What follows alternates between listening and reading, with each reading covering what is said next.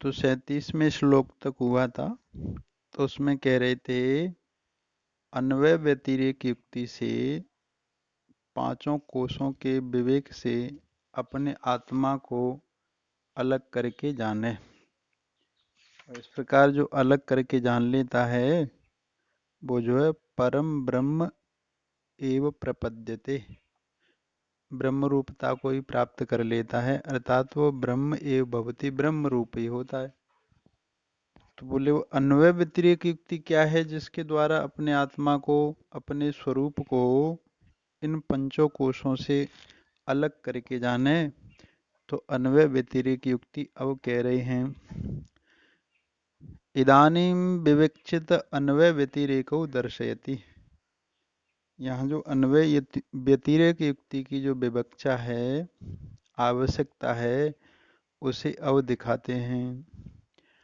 अभाने स्थूलदेहस्य स्वप्ने यद्भानमात्मनः सोऽन्वयो व्यतिरेकस्तद्भानेन्यानवभासनम्। अभाने स्थूलदेहस्य स्वप्ने यद्भानम् आत्मनः स अन्वयः व्यतिरेकः तद्भाने अन्य अनवभासनम्।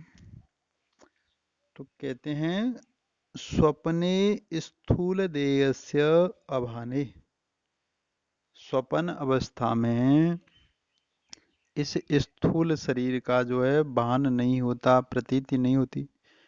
स्वप्न में दिखाई देने वाला जो शरीर होता है स्थूल, वो दूसरा ही प्रातिभाषिक शरीर होता है। ये शरीर तो जो है पड़ा है बिस्तर पर, तो इस शरीर का, स्थूल देह का भान न होने पर भी आत्मन यद भानम, आत्मा का स्वरूप का जो है दृष्टा रूप से, साक्षी रूप से जो भान है, स अन्वय, वो जो है आत्मा का अन्वय है। तो देखो जागृत अवस्था में इस शरीर की, स्थूल शरीर की स्पष्ट प्रतीति होती है, लेकिन स्वप्न अवस्था में ये शरीर जो है पड़ा रहता है, वहाँ दूसरा ही प्रातिभाषिक शरीर उत्पन्न होता है, प्रतीत होता है। लेकिन इस शरीर के भान न होने पर भी आत्मा तो है दृष्टा रूप से, क्योंकि स्वप्न का जो प्रातिभाषिक शरीर है, यदि उसका दृष्टा न हो तो फिर जागृत अवस्था में अपने स्वप्न के अनुभव को कहता है, तो वो शरीर तो है नहीं अब जागृत अवस्था में, फिर कौन कहेगा। तो इसलिए मां दृष्टा रूप से आत्मा है। तो आत्मा का ये जो है अन्वय हो गया, स्थूल शरीर के न होने पर भी आत्मा की स्वप्न अवस्था में जो इस उपस्थिति है, ये अन्वय हो गया। और व्यतिरेक कहते हैं तद भाने अन्य अनवभासनम व्यतिरेक। तद भाने आत्मभाने, आत्मा की प्रतीति होने पर अन्य स्थूल शरीर की प्रतीति न होना, ये जो है देह का व्यतिरेक हो गया। तो स्थूल शरीर का आत्मा से व्यतिरेक हो गया स्वप्न अवस्था में, और आत्मा का जो है स्वप्न अवस्था में उपस्थित होना, जागृत में भी आत्मा है, स्वप्न में भी है, तो ये तो अन्वय हो गया। लेकिन स्थूल शरीर है जागृत में लेकिन स्वप्न में नहीं है, तो ये जो है व्यतिरेक हो गया। तो आत्मा तो जागृत स्वप्न में दोनों में है, लेकिन स्थूल शरीर केवल जागृत अवस्था में ही है, स्वप्न अवस्था में नहीं है, ये व्यतिरेक हो गया। तो अन्नमय कोश का व्यतिरेक हो गया ना। अब कह रहे हैं, टीका में कहते हैं आवाहने इति स्वप्ने स्वप्न अवस्थायाम स्थूल देहस्य अन्नमय कोशस्य अवाने अप्रतीतौ सत्याम आत्मनः प्रतीचः यद्भानम। तो कहते हैं स्वप्ने स्वप्न अवस्थायाम, स्वप्न अवस्था में स्थूल देहस्य, स्थूल शरीर अर्थात अन्नमय कोशस्य अभाने, इस अन्नमय कोश स्थूल शरीर की प्रतीति न होने पर, प्रतीति सत्याम, आत्मनः प्रातीचि प्रतीचि ही यदभानम, आत्मा की जो उपस्थिति जो भान है, कैसे भान है, तो कहते हैं स्वपन साक्षत्वेन यत स्फुरणम अस्ति, स्वपन के साक्षी रूप से, दृष्टा रूप से जो आत्मा की स्फूर्ति है, स आत्मन अन्वय, यही आत्मा का अन्वय है। जो जागृत अवस्था में जो है आत्मा है, वही स्वप्न अवस्था में है। तो जागृत देह, स्थूल देह आदि इंद्रिय आदि व्यवहारों का जो दृष्टा साक्षी है, वही स्वप्न के प्रातिभाषिक व्यवहार का भी साक्षी दृष्टा आत्मा है। यही आत्मा का अन्वय है। तस्याम एव स्वप्न अवस्थायाम तदभाने तस्य आत्मन स्फुरणे सति, और उसी स्वप्न अवस्था में जो आत्मा का स्फुरण है, प्रतीति है, उस प्रतीति होने पर भी अन्य अनवभासनम, अन्यस्य स्थूल देहस्य अनवभासनम अप्रतीति व्यतिरेकः, अन्य जो स्थूल देह है, अन्नमय कोश, उसकी प्रतीति न होना ही ये जो है उस स्थूल देह का आत्मा के साथ व्यतिरेक है। स्थूल देयस्य इति शेषः, स्थूल देह ये शब्द शेष है मूल श्लोक में। अस्मिन् प्रकरणे अन्वय व्यतिरेक शब्दाभ्याम अनुवृत्ति व्यावृत्ति उच्यते, इस प्रकरण में जो अन्वय व्यतिरेक कही जो कहा है, तो अन्वय व्यतिरेक शब्द से या अनुवृत्ति व्यावृत्ति, तो आत्मा की तो स्वप्न जागृत स्वप्न अवस्था में दोनों में अनुवृत्ति है, लेकिन स्थूल देह की केवल जागृत में ही उपस्थिति है, स्वप्न के साथ जो है व्यावृत्ति है। स्वप्न अवस्था में ये स्थूल देह नहीं है। तो इस प्रकार से आत्मा का अन्वय स्थूल देह का व्यतिरेक स्वप्न अवस्था में सिद्ध हुआ।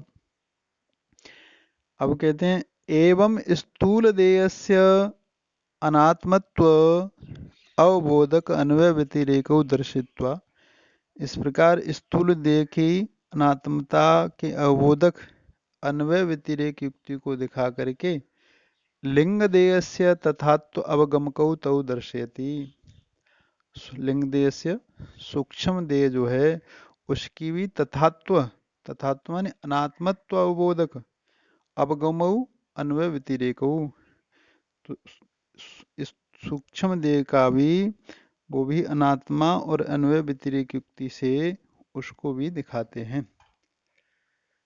लिंगाभाने सुषुप्तौ स्यादात्मनो भानमन्वयः व्यतिरेकस्तु तद्भाने लिंगस्याभानमुच्यते। लिंग अभाने सुषुप्तौ स्याद् आत्मनः भानम अन्वयः व्यतिरेकः तु तद्भाने लिंगस्य अभानम उच्यते। तो कहते हैं सुषुप्तौ, सुषुप्ति अवस्था में जहाँ प्रगाढ़ निद्रा होती है, उस सुषुप्ति अवस्था में लिंग अभाने, सूक्ष्म देह की प्रतीति नहीं होती, क्योंकि वहाँ अंतःकरण इंद्रिय सब जो है अविद्या में विलीन हो गई सुषुप्ति अवस्था में। इसलिए लिंग देह हवाने, तो ज्ञानेन्द्रिय, कर्मेंद्रिय, प्राण, मन, बुद्धि, यही सूक्ष्म शरीर है। तो ये सब जो है अविद्या में विलीन होने के कारण सुषुप्ति अवस्था में सूक्ष्म शरीर का भान नहीं होता। तो भान न होने पर सुषुप्ति अवस्था में सूक्ष्म शरीर का आत्मन भानम अन्वय स्यात्, लेकिन वहां आत्मा का भान, आत्मा की प्रतीति है दृष्टा साक्षी रूप से। क्यों? क्योंकि जागृत अवस्था में इसकी अनुभूति होती है कि मैं सुख से सोया, कुछ भी नहीं जाना। तो कुछ भी जानने के लिए वहां इंद्रिय नहीं है, लेकिन सुख से सोया, कुछ भी नहीं जाना, तो इस ज्ञान को जो है प्रतीत कराने वाला कोई न कोई तो है, तो आत्मा ही है दृष्टा साक्षी। इसलिए सुषुप्ति अवस्था में सूक्ष्म शरीर का भान न होने पर भी आत्मा का भान है, यही आत्मा का अन्वय है। तो देखो, जो आत्मा जागृत अवस्था में है वही स्वप्न में भी है, वही सुषुप्ति में भी है। लेकिन जागृत अवस्था का शरीर स्वप्न अवस्था में नहीं है, और स्वप्न अवस्था का शरीर सुषुप्ति अवस्था में नहीं है।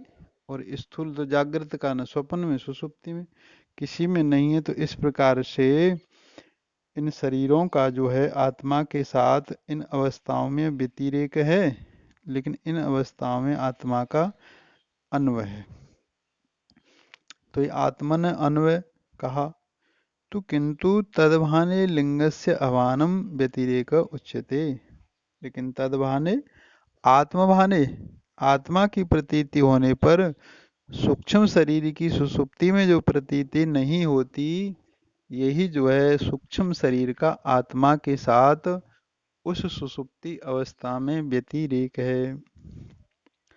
टीका में कहते हैं लिंग इति सुषुप्तौ सुषुप्ति अवस्थायाम लिंग अभाने, सुषुप्ति अवस्था में सूक्ष्म शरीर के भान न होने पर लिंगस्य सूक्ष्म देहस्य अभाने अप्रतीतो, इस सूक्ष्म देह की प्रतीति न होने पर आत्मनः भानम तद अवस्था साक्षित्वेन स्फुरण आत्मन अन्वय स्यात्। आत्मा का भान यानी उस अवस्था का साक्षी रूप से आत्मा का जो स्फुरण है, साक्षी रूप से जो दृष्टा भाव है, सत्ता स्फूर्ति देना है, स अन्वय स्यात्, वही आत्मा का अन्वय है। तद्भाने आत्मभाने लिंगस्य अभानम लिंग देहस्य अस्फुरणम व्यतिरेक उच्यते। और आत्मा के प्रतीत होने पर सूक्ष्म शरीर का भान न होना, यह व्यतिरेक कहा गया। तो इस प्रकार से सूक्ष्म और स्थूल शरीर दोनों का व्यतिरेक दिखाया और दोनों की व्यतिरेक में आत्मा का अन्वय कहा। तो अब यहाँ पूर्व पक्षी शंका करते हैं, ननु पंचकोश विवेचनम उपक्रम्य लिंग देह विवेचनम प्रकृत असंगतम इति आशंक्य। पूर्व पक्षी ने कहा, बोले तुमने पंचकोश का आरंभ किया था कि पंचकोश के विवेक से आत्मा को अलग करके अन्वय व्यतिरेक युक्ति से जान लेता है, वो ब्रह्म रूप होता है। तो विवेचन तो किया था पंचकोश का, और आप बात कर रहे हो सूक्ष्म शरीर की, तो ये तो प्रकरण के जो है विरुद्ध बात है। तो ऐसी आशंका होने पर सिद्धांती कहते हैं, प्राणमय आदि कोश तृतीयस्य तत्र एव अंतर्भावा न प्रकृत असंगत इति आह। तो कहते हैं प्राणमय, मनोमय और विज्ञानमय, ये तीनों कोश जो हैं तत्रैव अंतर्भावात, उस सूक्ष्म शरीर के ही अंतर्गत होने से प्रकृत असंगतम न, तो ये प्रकरण के विरुद्ध नहीं है, इस प्रकार कहते हैं। तद विवेकाद विवेक्ता स्यु कोशः प्राणमनोदियः ते हि तत्र गुणावस्था भेदमात्रात् पृथक्कृतः। तद विवेकाद विवेक्ताः स्युः कोशाः प्राणमनोदियः ते हि तत्र गुणावस्था भेदमात्रात् पृथक्कृतः। तो कह रहे हैं तद विवेकात, तद विवेकात उन शरीरों के विवेक से ही प्राण मनोदियः विवक्ता, प्राण मनोदियः कोशा विवक्ता स्युः, प्राणमय, मनोमय और विज्ञानमय जो पंचकोश हैं, तो उस सूक्ष्म शरीर के विवेचन से ये जो है प्राण मन और दिय, प्राणमय मनोमय विज्ञानमय तीनों कोश हैं, विवक्ता स्युः, उनका ही विवेचन होता है और उनसे विवक्त जो आत्मा पृथक होता है। तो इनके सूक्ष्म शरीर के विवेचन करने से इन कोशों का ही विवेचन होता है, ये तात्पर्य है। ही क्योंकि ते ते ये जो ते कोशा जो कोश हैं, तत्र माने सूक्ष्म शरीर है, उस सूक्ष्म शरीर में ही गुण अवस्था भेद मात्रात पृथक्कृता, गुण और अवस्था के भेद मात्र से पृथक किए गए हैं। तो प्राणमय, मनोमय, विज्ञानमय तीनों कोशों का सूक्ष्म शरीर के अंतर्गत ही तीनों का भाव है, लेकिन थोड़े अंतर हैं। प्राणमय कोश थोड़ा बाहर है, उससे मनोमय, उससे विज्ञानमय। तो ये तो जो है इनका अवस्था है। और गुण, प्राणमय कोश जो है 5 कर्मेंद्रिय 5 प्राणों से बना है। तो कर्मेंद्रिय प्राण रजोगुण के कार्य हैं। और उसके भीतर जो मनोमय कोश है तो 5 ज्ञानेंद्रिय मन, और उसके भीतर विज्ञानमय कोश है। तो मन से बुद्धि जो है सूक्ष्म है, इसलिए थोड़ी गुणों की अवस्था और इनकी स्वयं की अवस्था से इनमें भेद है। लेकिन वैसे तीनों शरीर, तीनों जो है कोश सूक्ष्म शरीर के अंतर्गत ही आते हैं, ये तात्पर्य है। टीका में कहते हैं तद विवेकात इति, तस्य लिंग शरीरस्य विवेकात विवेचनात्, उस सूक्ष्म शरीर के विवेचन से प्राण मन धिय एतन नाम का कोशा विवक्ता आत्मन पृथक्कृता स्यु, सूक्ष्म शरीर का विवेचन करने से ही ये मनोमय, विज्ञानमय, प्राणमय तीनों कोश जो है आत्मा से पृथक अपने आप हो जाते हैं। कुतः दिया, कैसे?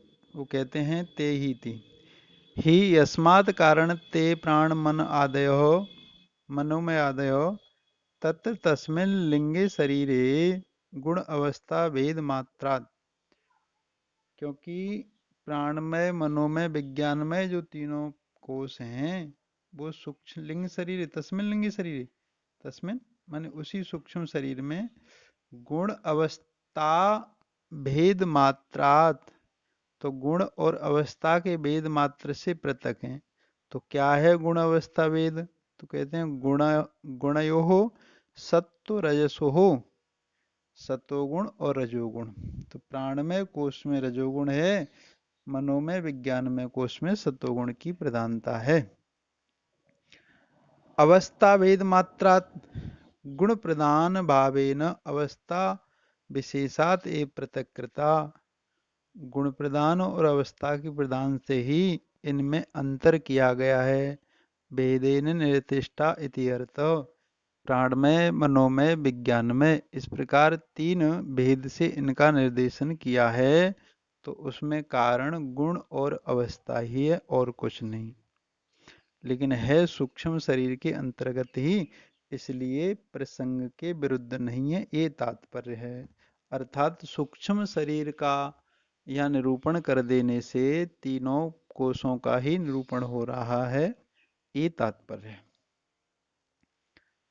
अब कहते हैं इदानीम आनंदमय कोशत्वेन विवक्षितस्य कारण शरीरस्य विवेचन उपायम आह। अब जो आनंदमय कोश से विवक्षित जो कारण शरीर है उसके विवेचन के उपाय को कहते हैं। उसमें अन्वय व्यतिरेक युक्ति दिखाते हैं। सुषुप्त्यभाने भानं तु समाधावात्मनोऽन्वयः व्यतिरेकस्त्वात्मभाने सुषुप्त्यनवभासनम्। सुषुप्ति अभाने भानं तु समाधौ आत्मनः अन्वयः व्यतिरेक तु आत्मभाने सुषुप्ति अनवभासनम। तो कहते हैं समाधौ, समाधि अवस्था में कोई योगी पुरुष जो है समाधि लगा के बैठता है, तो समाधि अवस्था में सुषुप्ति अभाने, सुषुप्ति का भान नहीं होता। तो यहाँ सुषुप्ति उपलक्षित जो है कारण शरीर रूप अज्ञान की विविच्छा है, अर्थात अज्ञान का समाधि अवस्था में भान नहीं होता। आत्मनः भानम अन्वय, और उस समय सुसुप्ति समाधि अवस्था में सुसुप्ति का भान न होने पर भी आत्मा का भान होता है, स्वरूप का भान होता है। यही आत्मा का अन्वय है। आत्मन भानम अन्वय। तो किंतु आत्मभाने सुषुप्ति अनवभासनम व्यतिरेकः। और समाधि अवस्था में आत्मा की प्रतीति होने पर भी सुषुप्ति की प्रतीति न होना, अज्ञान की प्रतीति न होना, यही जो है उस सुषुप्ति अवस्था का समाधि अवस्था में आत्मा के साथ व्यतिरेक है। तो तीनों अवस्थाओं में दिखाया। टीका में कहते हैं सुषुप्ति थी समाधौ बक्ष्यमाण लक्षणायाम समाधि अवस्थायाम। आगे कही जाएगी समाधि इसी प्रकरण में। तो बक्ष्यमाण लक्षणायाम आगे कही जाने वाली जो समाधि है उस समाधि अवस्था में सुषुप्ति अभाने, सुषुप्ति शब्द उपलक्षितस्य कारण देह रूपस्य अज्ञानस्य अप्रतीतो। तो सुषुप्ति अभाने यहाँ जो कहा है तो सुषुप्ति का तात्पर्य है अर्थात सुषुप्ति शब्द से उपलक्षित। तो सुषुप्तियां उपलक्षण है। तो सुषुप्ति शब्द से उपलक्षित कारण देह रूपस्य अज्ञानस्य, कारण देह रूप जो अज्ञान है उसकी अप्रतीतो माने प्रतीति न होने पर आत्मन तु, आत्मा तु शब्द अवधारणी। यहाँ जो है भानम तू कहा है तो यहाँ तू शब्द अवधारणा व निश्चय अर्थ में है। आत्मन एव भानम स्फुरणम यद अस्ति स आत्मन अन्वयो। आत्मा का जो वाहन स्फुरण है वो निश्चय जो है आत्मा का अन्वय है। आत्म भाने आत्मन स्फुरतु सत्यायम।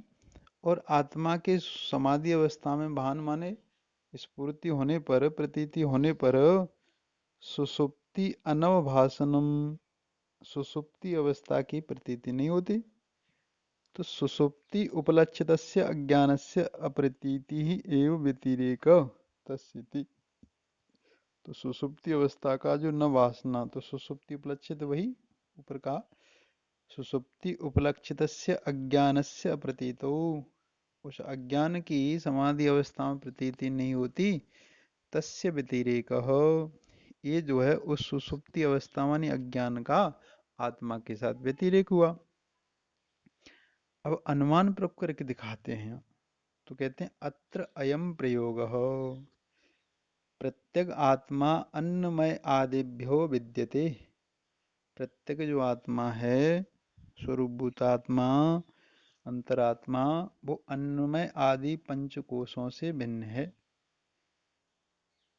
क्यों भिन्न है? तो हेतु कहते हैं तेसु परस्परम व्यावृत मानेषु अपि स्वयं अव्यावृतत्वात्। उन पंचकोशों के इन अवस्थाओं में एक दूसरे के व्यावृत होने पर भी, अलग अलग होने पर भी एक के रहने पर दूसरा नहीं रहता। तो इनके व्यावृत होने पर भी, क्योंकि स्वप्न अवस्था में स्थूल अन्नमय कोश नहीं रह रहा है, सुसुप्ति में अन्न प्राण में मनोमय विज्ञान में तीनों नहीं रह रहे हैं, समाधि में जो है आनंदमय कोश नहीं रह रहा है। तो इनकी परस्पर व्यावर्तमान हो रहे हैं लेकिन स्वयं अव्यावृतत्वाद, आत्मा जो है अव्यावृत है, वो व्यावृत नहीं है। इसलिए आत्मा अन्नमय आदि कोशों से भिन्न है। यद एषु व्यावर्तमानेषु अपि न व्यावर्तते तत्तेभ्य विद्यते। जो इनके व्यावर्तमान होने पर भी न व्यावर्तते, जो अलग नहीं होता, व्यावर्त नहीं था, वो उससे भिन्न नहीं है। तो आत्मा इनके व्यावर्तमान होने पर व्यावृत नहीं होता, अव्यावृत रहता है, इसलिए आत्मा इन कोशों से भिन्न है। कैसे? तो कहते हैं यथा कुसुमेभ्यः सूत्र, जैसे पुष्पों में सूत्र, पुष्प एक पुष्प निकल जाए, दो पुष्प निकल जाएं, और या आपस में पुष्प एक दूसरे से भिन्न हैं लेकिन उनमें धागा तो जो है एक ही है, अन्वय है ये धागा का। यथा वा खंड आदि व्यक्तिभ्यो गोत्तुम, यथा खंड मुंड आदि गायों से जो है गोत्तुम, गोत्तुम गोत्त जो जाति है वो भिन्न नहीं है। जैसे खंड मुंड कहते हैं, जैसे किसी की पूंछ खंडित हो गई तो वो खंड हो गई, किसी का सींग टूट गया तो मुंड हो गई। तो ये खंडित गाय, ये मुंडित गाय है, तो खंड मुंड इन गायों का आपस में भेद होने पर भी गोत्व का भेद नहीं है, गोत्व जाति सब में एक है। तो इस प्रकार से जो है ऐसे ही यहाँ इन अवस्थाओं का, देहों का, इन कोशों का जो है भेद होने पर भी आत्मा का सब में जो है भेद नहीं है, वो अव्यावृत है, इस प्रकार से कहा। तो आत्मा का अन्वय और सुषुप्ति का जो है व्यतिरेक, आनंदमय कोश का व्यतिरेक दिखाया। तो इस प्रकार से इन पंच कोशों में अन्वय व्यतिरेक युक्ति कही। अब आगे कहते हैं अन्वय व्यतिरेकाभ्याम कोश पंचात् विविक्तस्य आत्मनः ब्रह्म प्राप्ति भवति इति उक्तम। पीछे जो कहा था कि इस प्रकार अन्वय व्यतिरेक से पांचों कोशों से अपने आत्मा को जान लेता है, परम ब्रह्म प्रपद्यते। 37वें श्लोक में क्या है पीछे, वो ब्रह्मत्व को प्राप्त कर लेता है, परम ब्रह्म रूप ही होता है, ब्रह्मएव भवति। तो ऐसे जो कहा था उसी को यहाँ करें, अन्वयतिरेकाभ्याम पंचकोशात् विविक्तस्य आत्मनः ब्रह्म प्राप्ति भवति इति उक्तम। पंचकोश से विवेक करके जो है आत्मा को अलग जान लेने पर उसे ब्रह्म प्राप्ति होती है, ऐसा कहा। तत्प्रतिपादिकाम अंगुष्ठ मात्र पुरुष अंतरात्मा सदा जनानाम हृदय सन्निविष्ट। कठ उपनिषद की श्रुति। तो उस ब्रह्म प्राप्ति की प्रतिपादिका जो श्रुति है, सदा जनानाम हृदय, हमेशा जो है जनों के, मनुष्य प्राणियों के हृदय में वो अंगुष्ठ मात्र पुरुष अंतरात्म रूप से सदा प्रविष्ट रहता है। इत्यादि जो श्रुति को, इत्यादि काम श्रुतिम, इत्यादि श्रुति तम विद्या शुक्रम अमृतम, उसको जो है विद्यात, उसको शुद्ध और अमृत स्वरूप करके आत्मा को जाने। इति अंताम कट श्रुतिम अर्थतः पढ़ती। तो यहाँ पर्यंत जो है कठोपनिषद श्रुति का जो तात्पर्य है उसे यहाँ कह रहे हैं। यथा मुञ्जादिसीकैव मात्मा युक्त्या समुद्रितः शरीरत्रितयाद्धीरैः परं ब्रह्मैव जायते। यथा मुञ्जाद इसीका एवं आत्मा युक्ता समुद्रितः शरीरत्रयाद्धीरैः त्रितयाद्धीरैः परम ब्रह्म एव जायते। तो कहते हैं यथा, जिस प्रकार से मुंजाद इसी का, जैसे मूंज से सींक निकाल लेते हैं छप्पर छाने वाले या उससे सूप आदि बनाने वाले लोग, जो है मूंज में से जैसे सींक को अलग कर लेते हैं, ऐसे ही एवं उसी प्रकार से आत्मा अपने ऐसे ही उसी प्रकार से धीर ही, धीर जिज्ञासु पुरुष के द्वारा शरीर त्रितयात, इन तीनों शरीरों से आत्मा युक्त्या समुद्रित हो, अपनी आत्मा को, अपने स्वरूप को इस अन्वय व्यतिरेक युक्ति के द्वारा समुद्रित अच्छी प्रकार से अलग कर लेने पर परम ब्रह्म एव जायते, वह आत्मा फिर परम ब्रह्म रूप ही होती है, होता है। तो इस प्रकार से जो अलग करके जान लेता है वो परम ब्रह्म रूप ही होता है।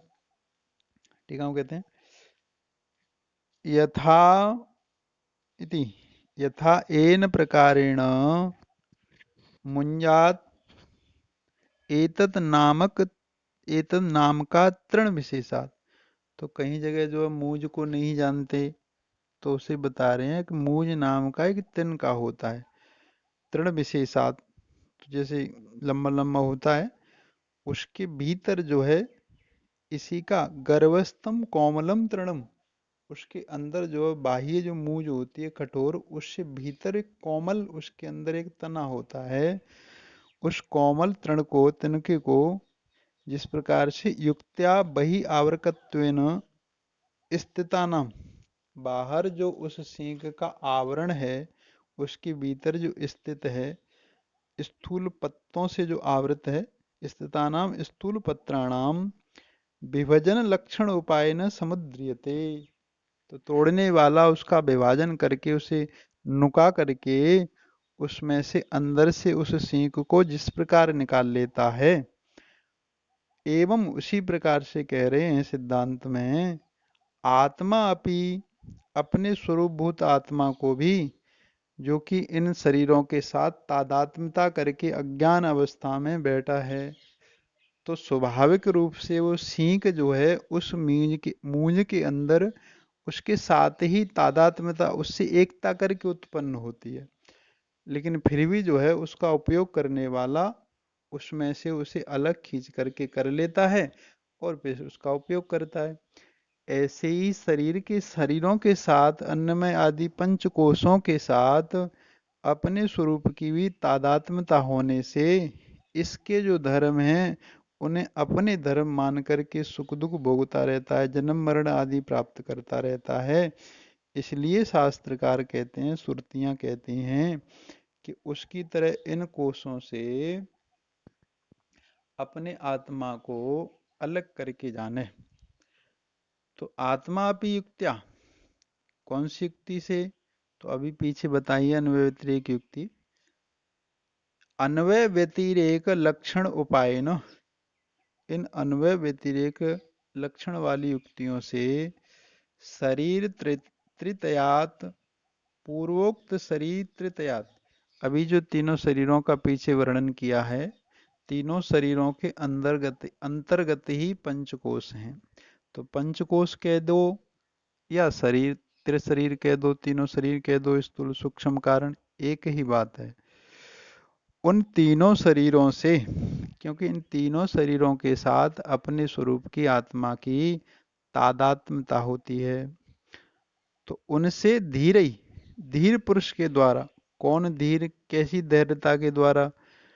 तो कहते हैं ब्रह्मचर्य आदि साधन संपन्न ही अधिकारी भी, ब्रह्मचर्य है, ब्रह्मचर्य का पालन करना है आदि में जिन साधनों में, तो ब्रह्मचर्य यम नियम आदि इन साधनों के द्वारा, विवेक वैराग्य आदि खट संपत्ति इन साधनों के द्वारा, साधन चतुष्टय आदि के द्वारा संपन्न ही अधिकारी भी, इन साधन संपन्न अधिकारियों के द्वारा समुद्रित पृथक्कृत चेत, अच्छी प्रकार से पृथक कर लिया है अपने स्वरूपभूत आत्मा को जिसने, स परम ब्रह्म एव जायते, वो जो है फिर परम ब्रह्म अवैध रूप से जो व्यापक चेतन है वो उसी व्यापक चेतन रूप ही होता है। तो आत्मा और ब्रह्म अलग नहीं है, लेकिन उपाधि के कारण जो परिच्छिन्नता की भ्रांति हो गई थी, वो भ्रम जो है दूर हो करके वो व्यापकता की स्मृति या बोध उससे हो जाता है, ये तात्पर्य है। इसलिए कहा परम ब्रह्म एव जायते, अर्थात यो ब्रह्म वेद ब्रह्म ही भवति, जो ब्रह्म को जानता है वो ब्रह्म रूप ही होता है।